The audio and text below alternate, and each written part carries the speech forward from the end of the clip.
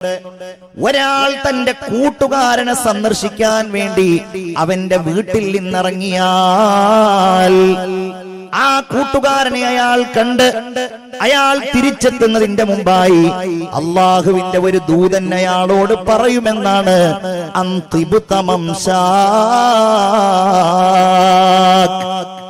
നീ നല്ല നടത്താണ് കേട്ടോ നടന്നത്. എന്താ അതിൽ ഇത്ര വലിയ പ്രാധാന്യം? കൂട്ടുകാരൻ കാണാൻ പോവാത്തവരാരാണ്? നമ്മൾ സാധാരണ ജീവിതത്തിൽ ചെയ്യുന്ന കാര്യങ്ങൾ അതൊക്കെ ദിക്റുള്ളയിലായി ചെയ്താൽ, റബ്ബിന്റെ സ്മരണയ്ക്ക് വേണ്ടി ചെയ്താൽ, രോഗിയെ കാണാൻ പോകുന്നത് ഞാൻ പോയിട്ടില്ലെങ്കിൽ അവൻ എന്തെങ്കിലും കരുതുമോ എന്ന് വിചാരിച്ചിട്ടല്ല. വേറെ ചില ആളുകൾ ചെയ്യുന്നത് പോലെ രോഗിയുടെ അടുക്കൽ ചെന്നാൽ ആദ്യം ആ മൂക്കിന്റെ അവിടെ ഇങ്ങനെ വിരൽ വെച്ച് നോക്കും, കഴിഞ്ഞിട്ടുണ്ടോ ഇല്ലേ. ഒരടി പിറകിൽ നിന്ന് കിട്ടുമ്പോഴായിരിക്കും തീർന്നിട്ടില്ല എന്ന് മനസ്സിലാവും. അങ്ങനെ പോയതല്ല. അങ്ങനെയൊക്കെയുള്ള മനുഷ്യന്മാർ ഇവിടെ ഉണ്ട്, ഈ ലോകത്തുണ്ട്. ഞാൻ വിശദീകരിക്കുന്നില്ല, സമയമില്ലാത്തത്. സതുദ്ദേശത്തോടുകൂടി അത് സുന്നത്താണ് എന്ന വിചാരത്തോടെ പ്രതിഫലത്തിന് വേണ്ടി രോഗികളെ കാണാൻ പോയാൽ അല്ലാഹു റബ്ബുൽ ഇസ്സത്ത് നൽകുന്ന പ്രതിഫലം ആലോചിച്ചു നോക്കൂ. ഒരു കൂട്ടുകാരനെ കാണാൻ വേണ്ടി പോയാൽ അല്ലാഹുവിന്റെ പ്രതിഫലം നിങ്ങൾ നോക്കൂ. ഒരു ഹദീസ് കൂടെ നിങ്ങൾ കേട്ടോളൂ. റസൂലുള്ളാഹി സ്വല്ലല്ലാഹു അലൈഹി വസല്ലമ തങ്ങൾ പറയുകയാണ്, നാളെ പരലോകത്ത് അല്ലാഹു ജനങ്ങളെ വിചാരണ ചെയ്യുമ്പോൾ ചില ആളുകളെ അല്ലാഹു പ്രത്യേകമായി വിചാരണ ചെയ്യുന്ന ചില കാര്യങ്ങളുണ്ട്. ഒരാളോട് അല്ലാഹു ചോദിക്കുന്ന കാര്യമാണ്, മനുഷ്യാ കുന്തു ജാഇആ, എനിക്ക് നല്ല വിശപ്പുണ്ടായിരുന്നല്ലോ, പക്ഷേ നീ എനിക്ക് ആഹാരം നൽകിയില്ലല്ലോ. ഈ മനുഷ്യൻ തിരിച്ചു ചോദിക്കുമെന്നാണ്, റബ്ബേ നിനക്ക് വിശക്കുകയോ? വ അന്ത റബ്ബുൽ ആലമീൻ, നീ ലോകങ്ങളുടെ റബ്ബാണല്ലോ, നിനക്ക് എങ്ങനെയാണ് റബ്ബേ വിശപ്പുണ്ടാകുന്നത്? അല്ലാഹു അതിന് മറുപടി പറയുമെന്നാണ്, മനുഷ്യ നിന്റെ അടുക്കൽ ഉണ്ടായിരുന്ന ഒരാളുണ്ടല്ലോ, നിന്റെ അയൽവാസി ഉണ്ടല്ലോ, നിന്നും നീയുമായി ബന്ധമുള്ള വ്യക്തി ഉണ്ടല്ലോ, അയാള് വിശപ്പ് കാരണം പ്രയാസപ്പെടുന്നയാളായിരുന്നു. ദാരിദ്ര്യത്തിൽ അയാൾക്ക് വിശപ്പുണ്ടായിരുന്നു, അത് നിനക്കറിയാമായിരുന്നു. എന്നിട്ടും ആ വിശപ്പിനെ പരിഹരിക്കാൻ നീ തയ്യാറായില്ല. നീ എങ്ങാനും അയാൾക്ക് ആഹാരം നൽകിയിരുന്നുവെങ്കിൽ നീ അത് എനിക്ക് ആഹാരം നൽകിയതുപോലെയായിരുന്നു. അല്ലാഹു വേറെ ചില ആളുകളോട് ചോദിക്കുന്ന ചോദ്യമാണ്, മനുഷ്യ എനിക്ക് രോഗമുണ്ടായിരുന്നല്ലോ, എന്തുകൊണ്ട് നീ എന്നെ സന്ദർശിച്ചില്ല? അല്ലാഹുവേ നീ രോഗിയാവുകയോ? പടച്ചവനോട് ചോദിക്കും, പടച്ചവനെ നീ രോഗിയാവുകയോ? പടച്ചവൻ മറുപടി പറയുമെന്നാണ്, മനുഷ്യ നിന്റെ അയൽവാസി രോഗിയായിരുന്നല്ലോ, നിന്റെ സുഹൃത്ത് രോഗിയായിരുന്നല്ലോ, കുടുംബക്കാരൻ രോഗിയായിരുന്നല്ലോ, നീ അതറിഞ്ഞിരുന്നു, നീ അവനെ സന്ദർശിച്ചില്ല. നീ എങ്ങാനും അവനെ സന്ദർശിച്ചിരുന്നുവെങ്കിൽ നീ എന്നെ കണ്ടതുപോലെയാണ്, നിനക്കവിടെ എന്നെ കാണാൻ കഴിയുമായിരുന്നു എന്ന അർത്ഥത്തിൽ അല്ലാഹു ആ വ്യക്തിയോട് സംസാരിക്കുമെന്ന് ആദരവായ നബിയുനാ മുഹമ്മദ് മുസ്തഫ സല്ലല്ലാഹു അലൈഹി വസല്ലം. ഏത് കാര്യവും റബ്ബിന്റെ ദിക്റിലൂടെ, അല്ലാഹുവിന്റെ സ്മരണയിലൂടെ നമ്മൾ ചെയ്യുമ്പോഴാണ് റഹ്മാനായ റബ്ബ് സുബ്ഹാനഹു വ തആല മനസ്സിന് സമാധാനം നൽകുന്നത്. നിങ്ങൾ നോക്കൂ, സുപരിചിതമായി നമ്മളൊക്കെ പറയുന്ന ഒരു ഹദീസ് ഉണ്ടല്ലോ, സൽക്കർമ്മങ്ങൾ കൊണ്ട് അല്ലാഹു സമാധാനം നൽകിയ ഘട്ടങ്ങൾ. എത്ര സന്ദർഭങ്ങളാണ്! വളരെ ചെറുപ്പത്തിൽ തന്നെ നമ്മളൊക്കെ റിയാദുസ് സ്വാലിഹീനിൽ പഠിക്കുന്ന ഒരു ഹദീസ് ഉണ്ട്, നല്ലൊരു കഥയുണ്ട്. ബനൂ ഇസ്രായേലിൽ 3 ആളുകൾ യാത്ര പോവുകയായിരുന്നു. യാത്ര പോകുന്നതിനിടയിൽ അവർ ഒരു ഗുഹയിൽ കയറി. മഴയോ മറ്റോ കാരണത്താൽ അവർ ഒരു ഗുഹയിൽ കയറി. ഗുഹയിൽ കയറിയപ്പോ ഒരു പാറ ഉരുണ്ടുരുണ്ട് വന്ന് ആ ഗുഹാമുഖം അടഞ്ഞുപോയി. അവർ തള്ളി നോക്കി, അതിൽ നിന്ന് രക്ഷപ്പെടാൻ അവർക്ക് യാതൊരു മാർഗവും ഉണ്ടായില്ല. മുമ്പ് കാലത്ത് നമ്മളൊക്കെ ഇത് പഠിക്കുന്ന കാലത്ത് ഇങ്ങനെ അതൊരു സങ്കല്പമായിരുന്നു, ഈ ഗുഹയിൽ കുടുങ്ങുക എന്നുള്ളത്.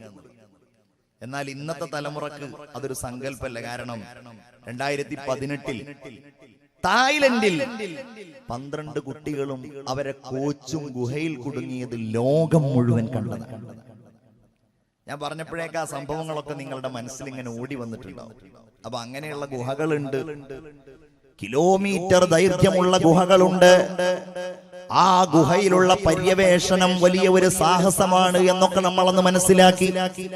പെട്ടുകഴിഞ്ഞാൽ പെട്ടത് തന്നെ അവസാനം ജീവൻ പോലും സമർപ്പിച്ചിട്ട് ആ ഗുഹയിൽ നിന്ന് ആളുകൾ രക്ഷിച്ചു കൊണ്ടുവന്നത് പത്രത്തിലൂടെ ഒക്കെ നമ്മൾ വായിച്ചിട്ട്. ഇവിടെ രക്ഷാ പ്രവർത്തകന്മാരില്ല. ഇവർക്ക് ഒരേ ഒരു മാർഗമേ ഉള്ളൂ. ആ ഗുഹയുടെ ഉള്ളിലിരുന്ന് അവര് മൂന്നാളുകളും സംസാരിക്കുകയാ. ഇവിടെ നമ്മൾ കിടന്നു മരിച്ചു പോവുക മാത്രമേ മാർഗമുള്ളൂ. നമുക്കൊരു കാര്യം ചെയ്യാം, അള്ളാഹുവിനോട് ഇതിൽ നിന്ന് രക്ഷപ്പെടാൻ നമുക്ക് ദുആ ചെയ്യാം. അള്ളാഹു നമ്മെ രക്ഷിക്കും. അതിനെന്താ മാർഗം? നമ്മൾ ജീവിതത്തിൽ അള്ളാഹുവിന് വേണ്ടി ചെയ്ത, അവന് വേണ്ടി തന്നെ ചെയ്ത, അവന്റെ വജ്ഹിന് വേണ്ടി മാത്രം ചെയ്ത എന്തെങ്കിലും കാര്യങ്ങൾ ഉണ്ടെങ്കിൽ അത് റബ്ബിനോട് ഏറ്റു പറഞ്ഞിട്ട് നമുക്ക് അള്ളാഹുവിനോട് ദുആ ചെയ്യാം. മൂന്നാളും തയ്യാറായി. നമ്മൾ ചിന്തിക്കണം, നമുക്ക് അങ്ങനെ ഒരു ആവശ്യം വരികയാണെങ്കിൽ എന്തായിരിക്കും നമ്മൾ പറയാ? ആലോചിച്ച് നോക്കിയേ, ഏത് കാര്യം പറയാ? ചിന്തിക്കേണ്ട കാര്യമാണത്. ഇങ്ങനെ ഒരു സന്ദർഭം വന്നാൽ, നമ്മൾക്ക് ഇങ്ങനത്തെ ഇഷ്ടംപോലെ സന്ദർഭങ്ങളുണ്ട്. നമ്മൾ പലപ്പോഴും ഇങ്ങനെയുള്ള ഗുഹകളുടെ ഉള്ളിൽ അകപ്പെടാറുണ്ട്. ജീവിതത്തിൽ പലപ്പോഴും ഇങ്ങനെയുള്ള ഗുഹയുടെ ഉള്ളിൽ നമ്മൾ അകപ്പെടുമ്പോ ഇതുപോലുള്ള പ്രാർത്ഥനാ സന്ദർഭങ്ങൾ നിരവധി നമുക്ക് വരാറുണ്ട്. പക്ഷെ നമ്മൾക്കത് ഫലം കിട്ടാറില്ല, നമ്മളത് ചെയ്യാറില്ല. കാരണം അങ്ങനെ പറയാൻ എന്താ ഉള്ളത് എന്നുള്ളതാണ്. ഇതിൽപ്പെട്ട ഒന്നാമത്തെ ആള് പറയുകയാണ്, അല്ലാഹുവേ, എനിക്ക് ഉമ്മയും ഉപ്പയും ഉണ്ടായിരുന്നു, വൃദ്ധരായവർ. ഞാൻ വളരെ ദൂരെ കാട്ടിലേക്ക് യാത്ര പോയിട്ട് അവിടെ നിന്ന് വിറകുകൾ ശേഖരിച്ചത് വിറ്റിട്ട് അങ്ങനെയാണ് ഞാൻ എന്റെ മാതാപിതാക്കൾക്ക് ആഹാരം നൽകിയിരുന്നത്. എല്ലാ ദിവസവും എന്റെ ഉമ്മയും ഉപ്പയും ആഹാരം കഴിക്കാതെ ഒരിക്കലും എന്റെ പ്രിയപ്പെട്ട മക്കൾക്കോ ഭാര്യക്കോ മൃഗങ്ങൾക്കോ ഞാൻ ഭക്ഷണം കൊടുക്കാറുണ്ടായിരുന്നില്ല. ഒരു ദിവസം ഞാൻ എത്തിയപ്പോ വല്ലാതെ വൈകിപ്പോയി. ഉമ്മയും ബാപ്പയും ഉറങ്ങിയിരുന്നു. ഞാൻ അവിടെ വെച്ച് എന്റെ ഭാര്യയും മക്കളും എന്നോട് കരഞ്ഞു പറഞ്ഞു ഭക്ഷണം തരാൻ. ഞാൻ കൊടുത്തില്ല. ഉമ്മ ഉണരുന്നത് വരെ, ബാപ്പ ഉണരുന്നത് വരെ ഞാൻ കാത്തു നിൽക്കുകയുണ്ടായി. എന്റെ പ്രിയപ്പെട്ടവരെ, ബാപ്പ ഉണരുന്നത് വരെ ഉമ്മ ഉണരുന്നത് വരെ ഞാൻ കാത്തിരുന്നിട്ട് കാരുണ്യവാനായ അല്ലാഹു റബ്ബുൽ ഇസ്സത്തിന്റെ പ്രീതി കാംക്ഷിച്ച് ഞാൻ അവരെ കാത്തിരുന്നിട്ട് ഞാൻ അവർക്ക് വേണ്ടി ഭക്ഷണം കൊടുക്കുകയാണ്. അല്ലാഹുവേ, അങ്ങനെ ഉമ്മ ബാപ്പമാർക്ക് വേണ്ടി കാത്തിരുന്ന എന്നെ പടച്ചവനെ, ആ പ്രവർത്തനം ഇൻ കുന്തു ഫഅൽതു ദാലിക ലിബ്തിഗാഇ വജ്ഹിക ഫഫർരിജ് അന്നാ മാ നഹ്നു ഫീ, ഞങ്ങളാ ചെയ്തത് നിന്റെ പ്രീതിക്ക് വേണ്ടിയാണെങ്കിൽ ഈ ഗുഹയിൽ നിന്നൊന്ന് ഞങ്ങളെ രക്ഷപ്പെടുത്തും. ഹദീസിൽ പറയുന്നു, ആ ഗുഹാമുഖം ചെറിയ ഒരു വിടവ് അവിടെ കണ്ടു. ആ പാറക്കല്ലൊരു അല്പം അകന്നു. നമ്മുടെ പ്രാർത്ഥനക്ക് അത്രയും വലിയ ശക്തി ഉണ്ട്. പടച്ചോന്റെ വജ്ഹ് ഉദ്ദേശിച്ച് പറയുന്ന കാര്യങ്ങൾക്ക് അത്രയും വലിയ ഇഫക്റ്റ് ഉണ്ടാവാൻ കഴിയുന്നതാണ്. പിന്നെ എങ്ങനെയാണ് ഹൃദയത്തിന് സമാധാനം? ചിന്തിക്കൂ നിങ്ങൾ. രണ്ടാമത്തെ ആള് പറയുകയാണല്ലാ, എനിക്കൊരു എനിക്ക് എന്റെ ബന്ധുവിൽ ഒരു പെൺകുട്ടി ഉണ്ടായിരുന്നു. അവളോട് എനിക്ക് വലിയ കാമമായിരുന്നു. അവൾക്ക് സാമ്പത്തികമായ ചില ആവശ്യങ്ങൾ വന്നപ്പോ അവൾ എന്നെ സമീപിച്ചു. ഞാൻ അവളോട് പറഞ്ഞു, ഞാൻ നിനക്ക് പണം കടമായി തരില്ല, പകരം ഞാൻ നിനക്കത് വെറുതെ തരാം. എന്റെ ആഗ്രഹം നീ പൂർത്തീകരിച്ചു തന്നാൽ മതി. അവൾക്കത് സമ്മതമായിരുന്നില്ല. പക്ഷേ ദിവസങ്ങൾ കഴിഞ്ഞ് ഗത്യന്തരമില്ലാതെ എന്നോട് അവൾ പറയുമ്പോ ഞാൻ വീണ്ടും അവളോട് ആവശ്യപ്പെട്ടു. അവൾ വഴിയില്ലാതെ സമ്മതിച്ചു. എന്റെ ആഗ്രഹം പൂർത്തീകരിക്കാൻ വേണ്ടി എന്റെ മുമ്പിൽ അവൾ കിടക്കുമ്പോ ആ വ്യഭിചാരത്തിന് വേണ്ടിയുള്ള എല്ലാ തയ്യാറെടുപ്പുകളും ഞാൻ നടത്തുമ്പോ അവളുടെ കണ്ണുകൾ നിറയുന്നു, അവളുടെ ചുണ്ടുകൾ വിതുമ്പുന്നു. എന്നോടവൾ പറഞ്ഞു, ഇത്തഖില്ലാ, നീ അല്ലാഹുവിനെ സൂക്ഷിക്കണേ. ഞാൻ എല്ലാ തയ്യാറെടുപ്പുകളും നടത്തി, എന്റെ ആഗ്രഹം പൂർത്തീകരിക്കാനുള്ള എല്ലാ ഒരുക്കങ്ങളും നടത്തി. ഒരല്പസമയം കൂടെ കഴിഞ്ഞാൽ അനുഭവിക്കുമായിരുന്ന എന്റെ മനസ്സിന്റെ മുഴുവൻ വികാരങ്ങളെയും ഞാൻ തടഞ്ഞു നിർത്തി. അല്ലാഹ്, ഞാനത് ഒഴിവാക്കി, ഞാൻ തൗബ ചെയ്ത് മടങ്ങി. ആ പണം ഞാൻ അവൾക്ക് കൊടുത്തു. ഞാൻ ഒരിക്കലും അവളെ ഉപദ്രവിച്ചില്ല റബ്ബേ. അതുകൊണ്ട് ഞാൻ അന്നാ തെറ്റിൽ നിന്ന് വിട്ടുനിന്നത് ലിബ്തിഗാഇ വജ്ഹിക ഫഫരിജ് അന്നാ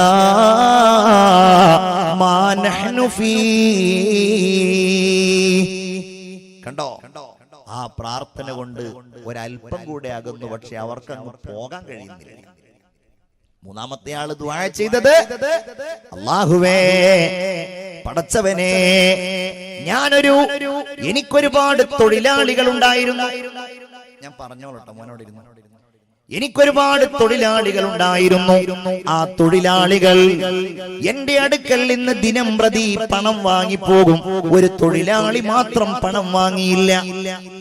ഞാൻ അവന്റെ ആ പണം ഉപയോഗിച്ച് ഒരു പശുവിനെ വാങ്ങി. ആ പശു ഇങ്ങനെ വളർന്നു, കുറെ കുഞ്ഞുങ്ങളും ഒക്കെ ആയി, കുറെ കൃഷികളും. ആ പണം കൊണ്ട് ഒരുപാട് ധനമുണ്ടായി. കാലങ്ങൾ കഴിഞ്ഞ് അയാൾ എന്റെ അടുക്കൽ വന്നപ്പോ ഞാൻ അന്ന് അയാൾ ഇട്ടേച്ചു പോയ കൂലിയല്ല കൊടുത്തത്. ഞാൻ പറഞ്ഞത്, ഇതൊക്കെ നിന്റെതാണ്, ഈ പശുവും കൃഷിയിടങ്ങളൊക്കെ നിന്റെതാണ്. എന്നെ കളിയാക്കണോ? അല്ല, ഇത് നിന്റേത് തന്നെയാണ്. ആ മനുഷ്യന് ഞാനന്ന് കൊടുത്തത് റബ്ബേ നിന്നെ ഭയന്നിട്ടാ, നിന്നെ പേടിച്ചിട്ടാ ഞാനത് ചെയ്തത്. നിന്റെ പൊരുത്തത്തിനാണല്ലോ. അതുകൊണ്ട് ഈ ഗുഹയിൽ നിന്ന് ഞങ്ങളെ രക്ഷിക്കണേ എന്ന് അല്ലാഹുവിനോട് പറഞ്ഞപ്പോ അല്ലാഹു റബ്ബുൽ ഇസ്സത്ത് ആ ഗുഹയുടെ മുഖത്തുണ്ടായിരുന്ന പാറയെ അങ്ങ് തെറിപ്പിച്ച് കളഞ്ഞുവെന്ന്. വമാ യന്തിഖു അനിൽ ഹവാ ഇൻ ഹുവ ഇല്ലാ വഹ്യുൻ യൂഹാ. സത്യസന്ധമായി മാത്രം ലോകത്ത് സംസാരിച്ചിട്ടുള്ള അഷ്റഫുൽ ഖൽഖ് നബിയുനാ മുഹമ്മദ് മുസ്തഫ സല്ലല്ലാഹു അലൈഹി വസല്ലം. എന്റെ പ്രിയപ്പെട്ടവരെ, അത് അല്ലാഹു മനസ്സിന് നൽകുന്ന ശാന്തിയാണ്. റബ്ബിന് വേണ്ടി നമ്മൾ പ്രവർത്തിക്കുമ്പോ, അല്ലാഹുവിന് വേണ്ടി നമ്മൾ അമൽ ചെയ്യുമ്പോ, റഹ്മാനായ റബ്ബിൽ നമ്മൾ ആത്മാർത്ഥമായി ഈമാനുള്ളവരായി മാറുമ്പോ നമുക്ക് സമാധാനമാണ്. ഖുർആനിൽ അതിന്റെ ഏറ്റവും വലിയ ഒരു ഘട്ടം പറയുന്നുണ്ട്, ഹിജ്റയുടെ ഘട്ടം. റസൂലുള്ളാഹി തങ്ങൾ പിറന്ന നാട്ടിൽ നിന്ന് ബഹിഷ്കൃതനാവുക. ശത്രുക്കൾ പിടിക്കാൻ വരുന്നുണ്ട്, കൊല്ലാനൊക്കെ വീട് വളഞ്ഞിട്ടാണ് റസൂലുള്ളാഹി സ്വല്ലല്ലാഹു അലൈഹി വസല്ലം തങ്ങൾ അവരിൽ നിന്ന് പോരുമ്പോ അവരെ കണ്ടത്. അല്ലാഹു അത് പറയുന്നുണ്ടല്ലോ, ഇല്ലാ തൻസുറൂ, നിങ്ങൾ ഹബീബായ നബിയെ സഹായിക്കുന്നില്ല എങ്കിൽ അത് വേണ്ട. നിങ്ങളുടെ സഹായം കിട്ടിയില്ലെങ്കിലും റസൂലുള്ളാഹിക്ക് അത് പ്രശ്നമല്ല. ഫഖദ് നസറഹുല്ലാഹ്,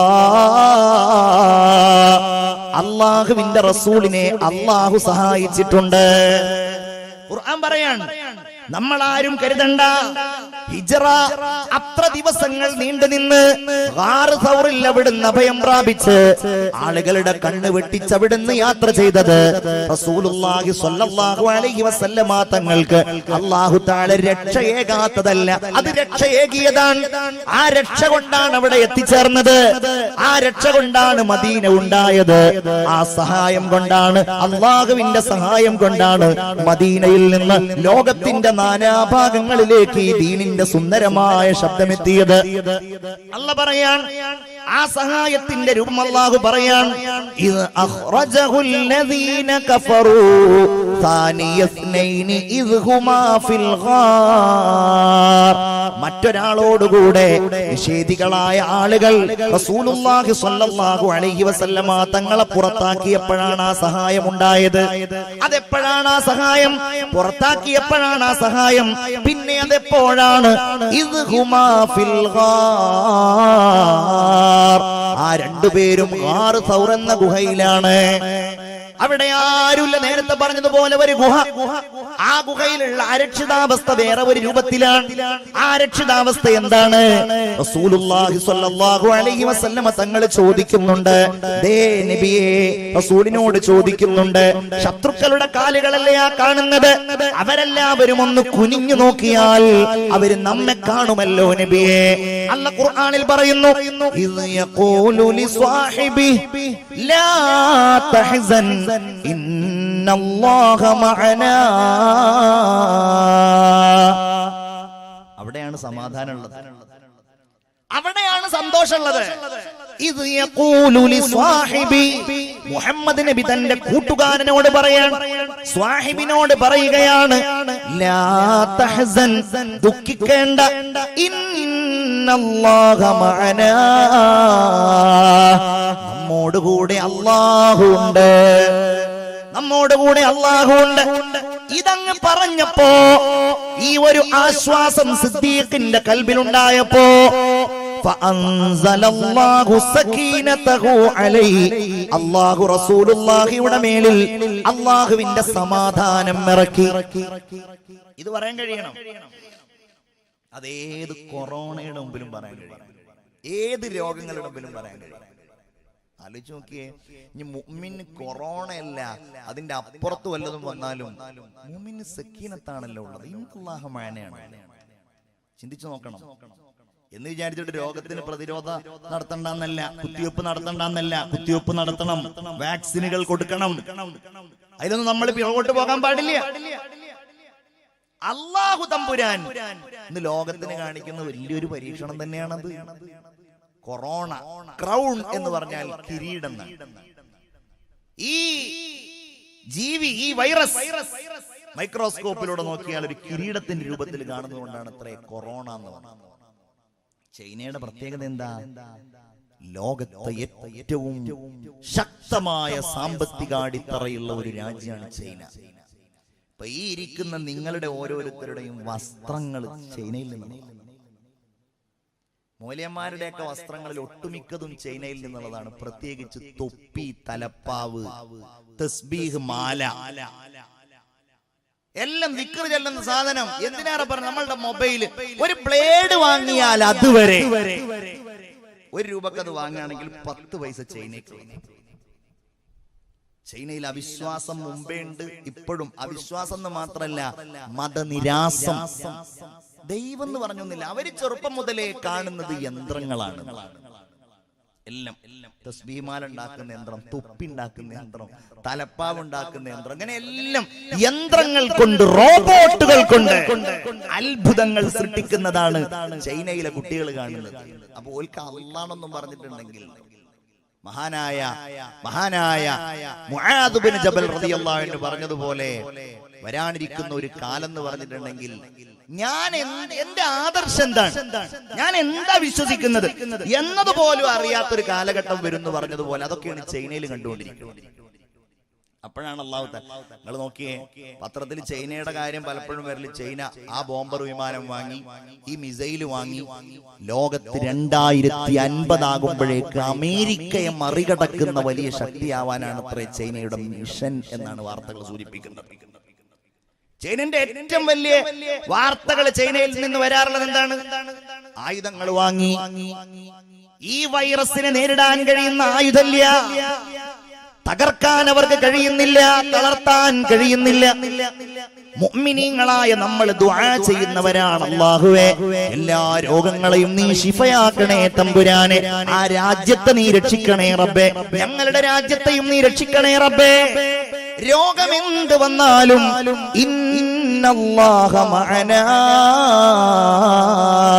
ഫഅൻസലല്ലാഹു സകീനതഹു അലൈഹി വഅയ്യദഹു ബിജുനൂദിൻ ലം തറൗഹാ. നിങ്ങൾ കാണാത്ത ഒരു സൈന്യത്തെ കൊണ്ട് അല്ലാഹു തആല റസൂലിന് ശക്തി നൽകി.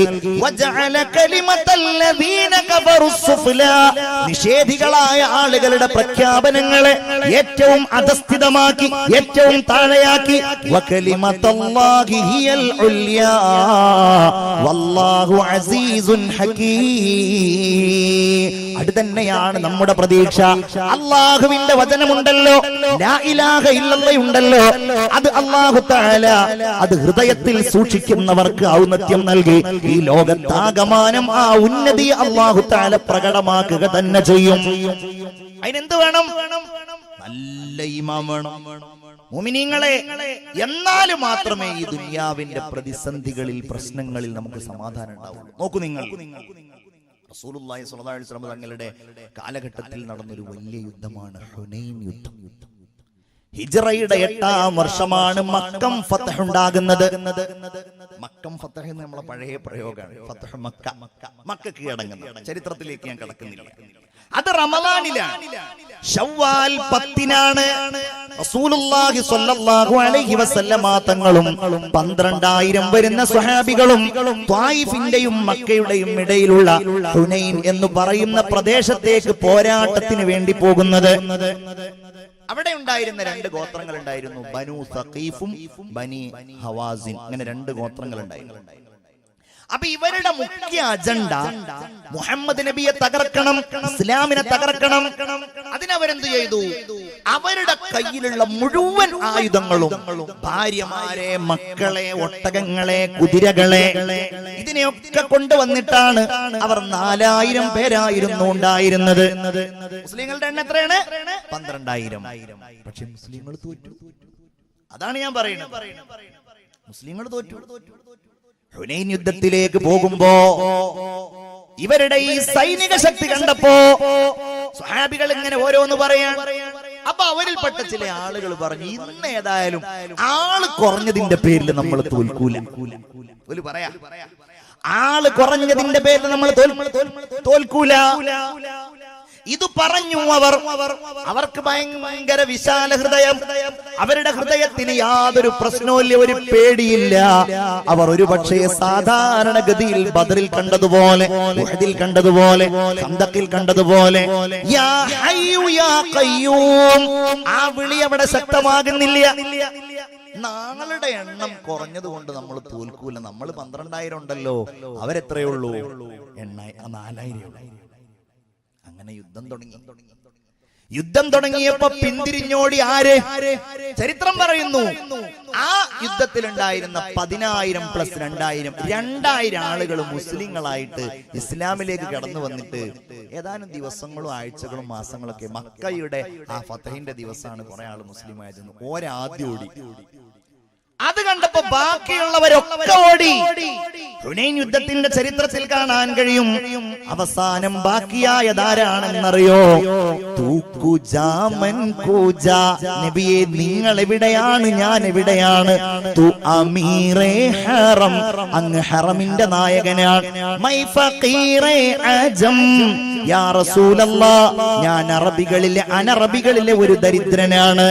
ഇൽഹാം ഹേ ജാമാ തേരാ, ഖുർആൻ ഇമാമാ ഹേ തേരാ, അല്ലാഹു നൽകുന്ന ദിവ്യബോധനമാണ് യാ റസൂലല്ലാഹ്. അങ്ങയുടെ തലപ്പാവ്, അങ്ങയുടെ വസ്ത്രം വിശുദ്ധമായ ഖുർആനാണ് നബിയേ. മിമ്പർ തേരാ അർശേ ബരി, യാ റഹ്മത്തൽ ലിൽ ആലമീൻ. നബി മാത്രം ബാക്കിയായി. നബിയുടെ ഒട്ടകത്തിന്റെ ആ ജീനി പിടിച്ചിട്ട് മഹാനായ അബ്ബാസ് ബിൻ അബ്ദുൽ മുത്തലിബും മറുഭാഗത്ത് സ്വഹാബിയായിരുന്ന അബൂ സുഫിയാനുൽ ഹാരിസും മാത്രം ബാക്കിയായി. അബൂ സുഫിയാൻ ബിൻ ഹർബല്ല, അബൂ സുഫിയാൻ ബിൻ ഹാരിസ് എന്ന സ്വഹാബിയും ബാക്കിയായി. അങ്ങനെ യുദ്ധം റസൂലുള്ളാഹി തങ്ങൾ ഒറ്റ. നബി തിരുമേനി അബ്ബാസിനോട് പറഞ്ഞു, അബ്ബാസ്, ഒന്ന് വിളിച്ചു പറയൂ, ജനങ്ങളോട് വിളിച്ചു പറയൂ, വരാൻ പറയൂ, ഞാൻ ഇവിടെ കാത്തിരിക്കുന്നുണ്ടെന്ന് പറയൂ. അബ്ബാസ് വിളിച്ചു, ജനങ്ങളെ, യാ അഹ്ലശ് ശജറ, മരത്തിന്റെ ചുറ്റുഭാഗത്തിരുന്ന് ഹബീബായ നബിയോട് സന്ധി ചെയ്ത ജനങ്ങളെ, ഹുദൈബിയയിൽ നിന്ന് മക്ക കീഴടക്കാൻ അന്നേ പോരാടാൻ മനസ്സൊരുങ്ങിയ അനുചരന്മാരെ, നിങ്ങൾ വരൂ. നിങ്ങളെ ഇതാ ഹബീബായ പ്രവാചകൻ ഇവിടെ കാത്തു നിൽക്കുകയാണ്. അവര് വന്നവര് കൂടി അവരാ സംഘത്തെ പരാജയപ്പെടുത്തി. അതോടൊപ്പം അല്ലാഹുവിന്റെ റസൂൽ അല്ലാഹുവിനോട് ദുആ ചെയ്തു. മഹാനായ മൂസാ അലൈഹിസ്സലാം, പരിശുദ്ധമായ മൂസാ അലൈഹിസ്സലാം ചെങ്കടൽ പിളരുന്നതിന്റെ മുമ്പ് ഫറോവയിൽ നിന്ന് രക്ഷപ്പെടാൻ ഈ ദുആയായിരുന്നു നടത്തിയത് എന്ന് തഫ്സീറിൽ കാണാം. അല്ലാഹുമ്മ ലക്കൽ ഹംദ് വ ഇലൈക്കൽ മുസ്തഖി വ അൻതൽ മുസ്തആൻ. പടച്ചവനെ, നിന്നോട് വേവലാതി പറയുകയാണ്, നീ മാത്രമാണ് സഹായിക്കാനുള്ളത്. ഇതങ്ങ് പറഞ്ഞപ്പോൾ അല്ലാഹു റബ്ബുൽ ഇസ്സത്ത് വീണ്ടും മലക്കുകളെ ഇറക്കി കൊടുത്തു. നമ്മൾ പഠിക്കേണ്ട പാടെന്താ? ഞങ്ങൾ എണ്ണം കൊണ്ട് യാതൊരു കുറവുമില്ല, ഒരു തോറ്റു. അവര് തിരിച്ചു വന്നു, അള്ളാഹുവിനോട് സഹായം അഭ്യർത്ഥിച്ചു, ദിക്ർ ഖൽബിൽ വന്നു. അല്ല പറയട്ടെ, അല്ല പറയട്ടെ, ലഖദ് നസറകുമുല്ലാഹു ഫീ മവാത്തിന കസീറ. നിരവധി യുദ്ധ സന്ദർഭങ്ങളിൽ അള്ളാഹു നിങ്ങളെ സഹായിച്ചിട്ടുണ്ട്.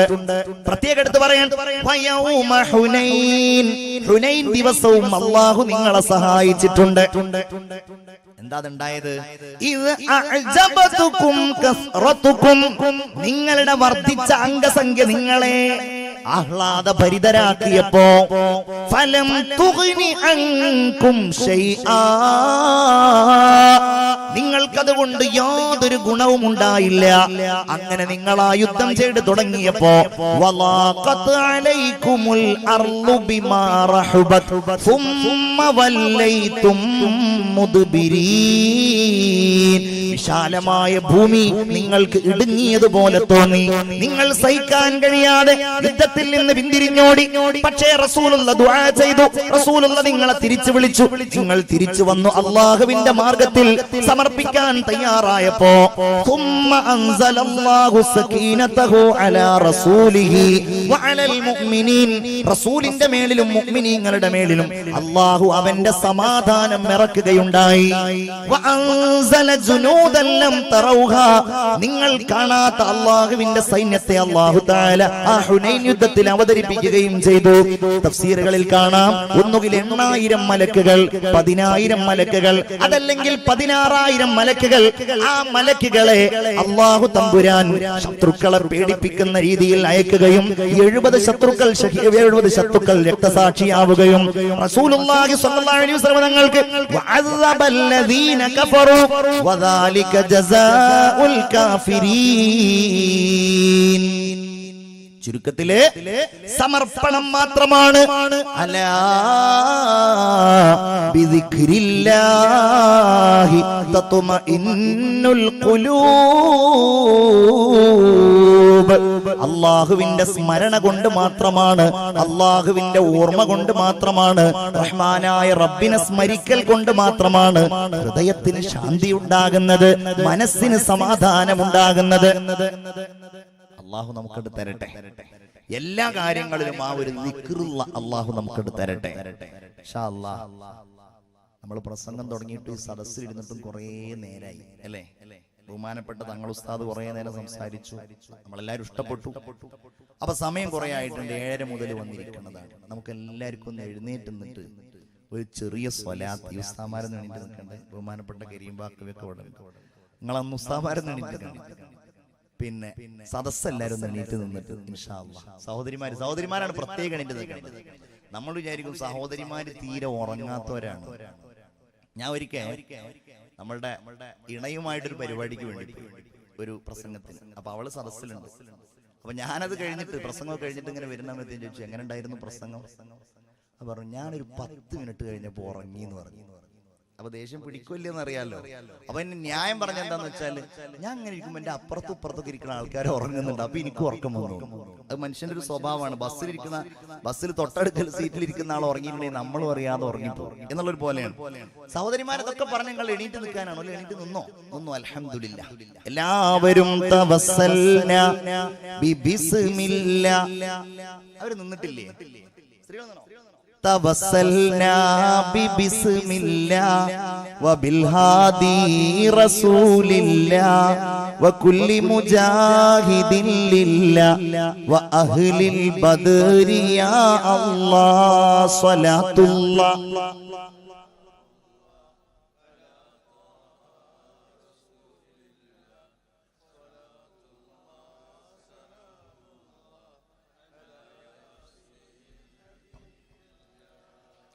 ഉറക്കും അശ്രദ്ധയുമൊക്കെ പോയി.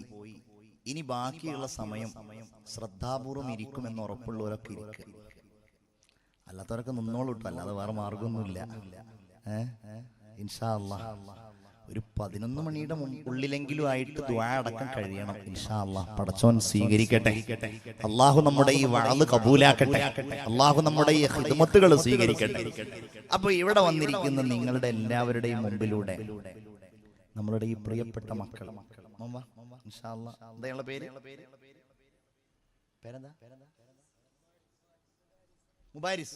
ഇൻഷാ അല്ലാഹ് മൂപ്പര് വരുന്നുണ്ട്. ഇൻഷാ അല്ലാഹ് നല്ലൊരു സ്വതഖ.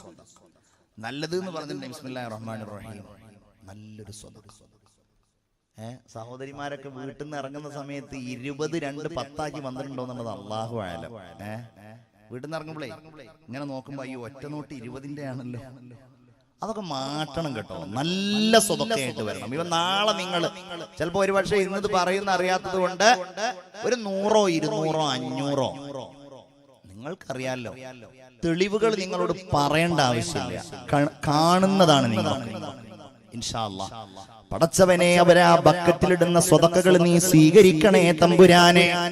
എല്ലാവരും ആമീൻ പറയും. നല്ല സ്വതക്കകൾ അല്ലാഹുവേ നീ കബൂലാക്കണേ തമ്പുരാനെ.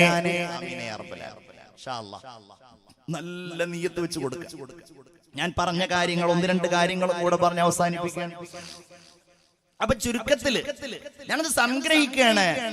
ജീവിതത്തിൽ നമ്മൾ ചെയ്യുന്ന എല്ലാ അമലുകളും എല്ലാ കാര്യങ്ങളും സിമ്പിളായിട്ട് പറഞ്ഞാല് ഒരു ഓട്ടോ ഓടിക്കുന്ന ആൾ അത് ദിക്റുള്ളയോടെ അയാൾ എന്ന് പറഞ്ഞാൽ ഓട്ടോ ഓടിക്കുമ്പോ ലാ ഇലാഹ ഇല്ലല്ലാഹ് എന്ന് പറയാന്നുള്ളതല്ല. അയാൾ അള്ളാഹുവിന്റെ തഖ്വയിലും അയാൾ ഇടപെടുന്ന ആളുകളോട് അയാൾ വാടക വാങ്ങിക്കുമ്പോ അയാൾ ആ കാര്യം ഇതാകുമ്പോ അതിലൊരു ദിക്റുണ്ടെങ്കിൽ അതിൽ അള്ളാഹുവിന്റെ ഒരു ഓർമ്മ ഉണ്ടെന്നുണ്ടെങ്കിൽ അയാൾക്ക് അള്ളാഹ് കൂലി കൊടുക്കും. പെയിന്റ് അടിക്കുന്ന ആള്, കോൺട്രാക്ടർ എല്ലാം അങ്ങനെ തന്നെയാണ്. ഏത് വൃത്തിയിൽ ഏത് ജീവിത വൃത്തിയിൽ ഏർപ്പെട്ടയാളെടുക്കും അള്ളാഹുവിൽ നിന്ന് ലഭ്യമാകാനുള്ളത് അതാണ്. നിങ്ങൾ നോക്കൂ, ഖുർആനിൽ അല്ലാഹു തആല ദിക്ർ എന്ന് പ്രയോഗിച്ചത് എന്തിനെല്ലാമാണ് എന്ന് നമുക്ക് നോക്കാം. എന്തിനൊക്കെയാണ് അല്ലാഹു തആല ഖുർആനിൽ ദിക്ർ എന്ന് പറഞ്ഞിട്ടുള്ളത്? നമ്മൾക്ക് ആകെ അറിയുന്ന ദിക്ർ എന്ന് പറഞ്ഞിട്ടുണ്ടെങ്കിൽ ലാ ഇലാഹ ഇല്ലല്ലാഹ്. അവിടെ ദിക്ർ മജ്ലിസ്, അവിടെ ദിക്ർ സമ്മേളനം ഉണ്ട്, ദിക്ർ ദുആ സമ്മേളനം ഉണ്ട്. അത് മാത്രല്ല ഖുർആനിൽ ദിക്ർ എന്ന് പറഞ്ഞിട്ടുള്ളത് പടച്ച തമ്പുരാന്റെ ഓർമ്മകൾ നിലനിൽക്കുന്ന ചില സംഗതികളെയാണ്. ഒന്ന്, വിശുദ്ധ ഖുർആനിനെ അല്ലാഹു തആല പല ഭാഗങ്ങളിലായി ദിക്ർ ദിക്ർ എന്ന് പറഞ്ഞിട്ടുണ്ട്. ഇന്നാ നഹ്നു നസ്സൽന ദിക്റ വ ഇന്നാ ലഹു ലഹാഫിദൂൻ. നിശ്ചയമായും ഈ ഖുർആനിനെ നാമാണ് ഇറക്കിയിട്ടുള്ളത്. ഇന്നാ നഹ്നു നസ്സൽന ദിക്റ. അതെന്തുകൊണ്ട് ഞാൻ പറയേണ്ടതില്ലല്ലോ. ഖുർആൻ ഓതുന്ന ഒരാൾ, ഖുർആൻ പഠിക്കുന്ന ഒരാൾ, ഖുർആൻ പ്രചരിപ്പിക്കുന്ന ഒരാൾ, അയാൾ അള്ളാഹുവിന്റെ ദിക്റിലാണ്. ഞാൻ ഒരു കാര്യം കൂടെ പറയാണ്. അള്ളാഹുവിന്റെ ദിക്റിലായി ചെയ്യേണ്ട കാര്യങ്ങൾ അതിലല്ലാതെ ചെയ്താൽ അത് ഏറ്റവും വലിയ കുറ്റമാണ് എന്നാണ് ഇസ്ലാമിന്റെ കാഴ്ചപ്പാട്. എങ്ങനെ? നമ്മൾ സാധാരണ പച്ചമലയാളത്തിൽ പറയുന്നത് ദീനിനെ ചൂഷണം ചെയ്യാന്ന്. ഉദാഹരണം ഈ ഹദീസാണ്. റസൂലുള്ളാഹി സ്വല്ലല്ലാഹു അലൈഹി വസല്ലം തങ്ങൾ പറഞ്ഞു, നാളെ ആഖിറത്തിൽ അല്ലാഹു വിചാരണയ്ക്ക് വേണ്ടി കൊണ്ടുവരുന്ന 3 ആളുകളുണ്ട്. അതിൽപ്പെട്ട ഒന്നാമത്തെ ആള് റജുലുൻ ഉസ്തുഷ്ഹിദ, രക്തസാക്ഷിയായ ഒരാളാണ്. ഈ ലോകത്ത് യുദ്ധം ചെയ്ത് അല്ലാഹുവിന്റെ മാർഗത്തിൽ രക്തസാക്ഷിയായ ഒരാളായിരിക്കും അല്ലാഹു വിചാരണയ്ക്ക് വേണ്ടി കൊണ്ടുവരിക. അല്ലാഹ് ചോദിക്കും, മനുഷ്യ നിനക്ക് ഞാൻ എന്തെല്ലാം നിഅമത്തുകൾ നൽകി, നിനക്ക് ഞാൻ എന്തെല്ലാം ഔന്നത്യങ്ങൾ നൽകി. അയാള് പറയും, അല്ലാഹ് നീ എനിക്ക് പകരമായി, നീ എനിക്ക് തന്ന നിഅമത്തുകൾക്ക് പകരമായി ഞാൻ നിന്റെ മാർഗത്തിൽ യുദ്ധം ചെയ്ത് രക്തസാക്ഷിയായി റബ്ബേ. അല്ലാഹു പറയും, അല്ല മനുഷ്യ, നീ എന്റെ മാർഗത്തിലല്ല യുദ്ധം ചെയ്തത്, നീ എന്റെ മാർഗത്തിലല്ല രക്തസാക്ഷിയായത്. ആളുകൾ നിന്നോട് നിന്നെ കുറിച്ച് പറയാനാണ്. നമ്മളൊക്കെ ഈ കാലത്തൊക്കെ നമ്മളൊക്കെ ഇങ്ങനെ ജാഥ നടത്തുക, കോൺഫറൻസ് നടത്തുക, ഇങ്ങനത്തെ പരിപാടിയല്ല. ഇപ്പൊ നമ്മളൊരു പ്രതിഷേധ കർമ്മത്തിലാണല്ലോ. അപ്പോഴൊക്കെ നമ്മളുടെ കൽബൊന്ന് നന്നാക്കണം, നല്ലതാണേ. ഞാൻ പറയാണ്, നമ്മളുടെ കൽബ് പത്രത്തിൽ ഫോട്ടോ വരണം, അല്ലെങ്കിൽ 4 ആൾക്കാർ അറിയണം, അങ്ങനൊന്നുമല്ല. എല്ലാം ഏത് കാര്യവും അള്ളാഹു നമുക്കതിന് തൗഫീഖ് ചെയ്യട്ടെ. ആമീൻ പറയൂ. അള്ളാഹു തൗഫീഖ് ചെയ്യട്ടെ. യാ അയ്യുഹല്ലദീന ആമനൂ ഇദാ ലഖീതും ഫിഅതൻ ഫസ്ബുതു വദ്കുറുല്ലാഹ കസീറൻ ലഅല്ലകും തുഫ്ലിഹൂൻ. അല്ലയോ സത്യവിശ്വാസികളെ, നിങ്ങളൊരു സംഘത്തെ കണ്ടുമുട്ടിയാൽ നിങ്ങൾ ഉറച്ചു നിൽക്കണേ. ഫസ്ബുതു, നിങ്ങൾ ഉറച്ചു നിൽക്കണേ. നിങ്ങൾ മുദ്രാവാക്യം മുഴക്കണേ. നിങ്ങൾ പ്രതിരോധിക്കണേ. നിങ്ങൾ പ്രതിഷേധിക്കണേ. നിങ്ങൾ അവരെ തകർത്തെറിയാനുള്ള മാർഗങ്ങൾ സ്വീകരിക്കണേ.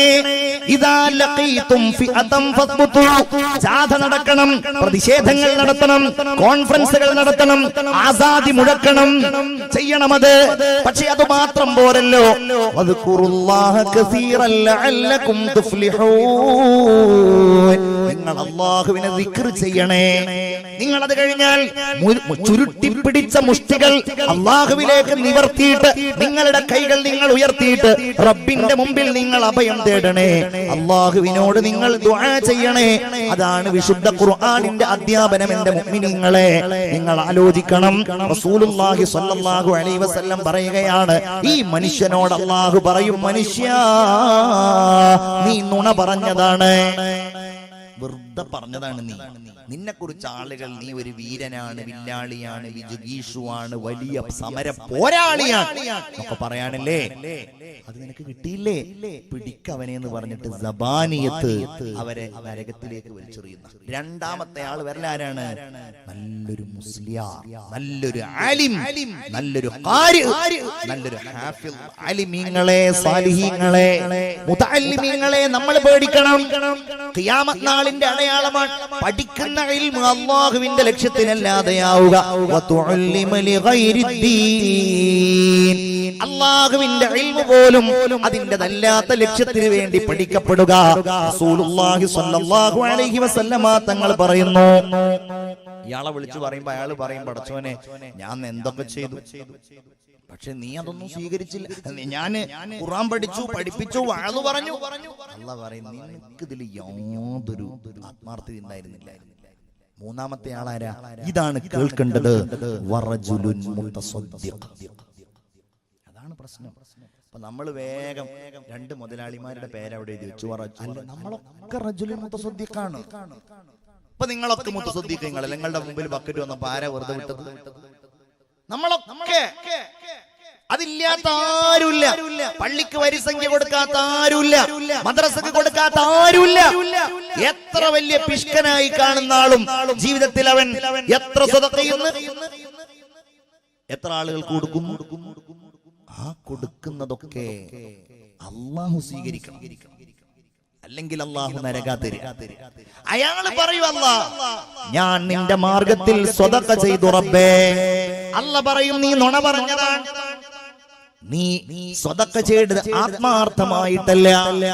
നമ്മൾ ചിന്തിക്കണം, നമ്മുടെ ശക്തി, കേരളത്തിലുള്ള വിശ്വാസി സമൂഹത്തിന്റെ ശക്തി ഈ ആത്മാർത്ഥമായ മുതസദ്ദിഖീങ്ങളാണ്. അത് തന്നെയാണ്, ഒരു സംശയവും ആ കാര്യത്തിലില്ല. അള്ളാഹു നൽകിയ സ്വന്തം സമ്പാദ്യങ്ങൾ മുഴുവൻ ബഹുമാനപ്പെട്ട കറാച്ചി ബാപ്പു ഹാജി കൊടുത്തത് കൊണ്ടാണ്. പട്ടിക്കാട് ജാമിഅ നൂരിയയിൽ നിന്ന് എത്ര മഹാന്മാരാണ്, എത്ര മഹാന്മാർ, നമ്മുടെ നേതാക്കൾ മുഴുവൻ. ബഹുമാനപ്പെട്ട ഹൈദർലി തങ്ങൾ, ആലിക്കുട്ടി ഉസ്താദ്, MT ഉസ്താദ്, ബഹുമാനപ്പെട്ട എന്റെ ഗുരുവര്യർ ബഹാഉദ്ദീൻ ഉസ്താദ്, വാഫി സംവിധാനങ്ങളുടെ നേതാവായ ഹക്കീം ഫൈസി ഉസ്താദ്, ഇങ്ങനെ ഫൈളിമാർ.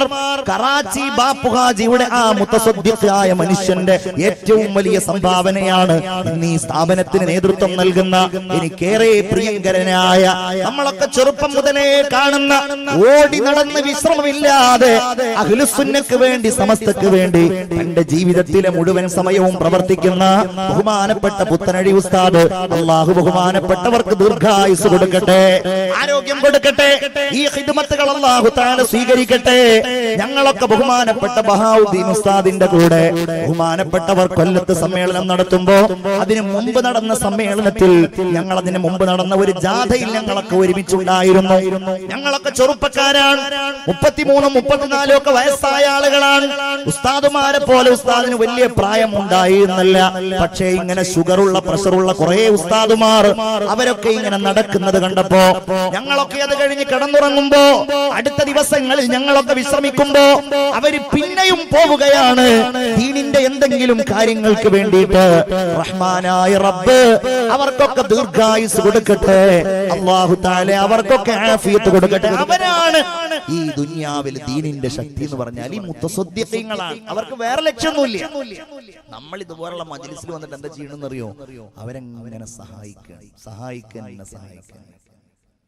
നാട്ടിക ഉസ്താദിന്റെ ഓർമ്മകൾ തിങ്ങി നിൽക്കുന്ന ഒരു ക്യാമ്പസ് ആണല്ലോ ഇത്. നാട്ടിക എന്ന് പറഞ്ഞ സ്ഥലം പാസ് ചെയ്തിട്ടാണ് ഞാൻ നിങ്ങോട്ട് വരുന്നത്. ഞാൻ നാട്ടികയിൽ നിന്ന് 9 കിലോമീറ്റർ അപ്പുറത്താണ് എന്റെ സ്ഥാപനം. ബഹുമാനപ്പെട്ട എനിക്ക് എന്റെ യഥാർത്ഥ നാട് ശരിക്കും ആലുവല്ല. ഞാൻ ആലോചിച്ചു പോവാണ്, കോട്ടുമല ബാപ്പു ഉസ്താദ് അവർ അള്ളാഹു കൊടുത്ത ഖബർ വിശാലാക്കി കൊടുക്കട്ടെ. ഒരിക്കൽ എന്നോട് ഇങ്ങനെ ഇരിക്കുമ്പോ പറഞ്ഞു, പിന്നെ നിങ്ങൾ എന്താ ഈ കുറച്ച് ആളുകൾ ഈ ആലുവയിൽ പോയി അങ്ങ് ജോലി ചെയ്താൽ പിന്നെ ആലുവ എന്നുള്ള പേരിൽ അറിയപ്പെടുന്നത്?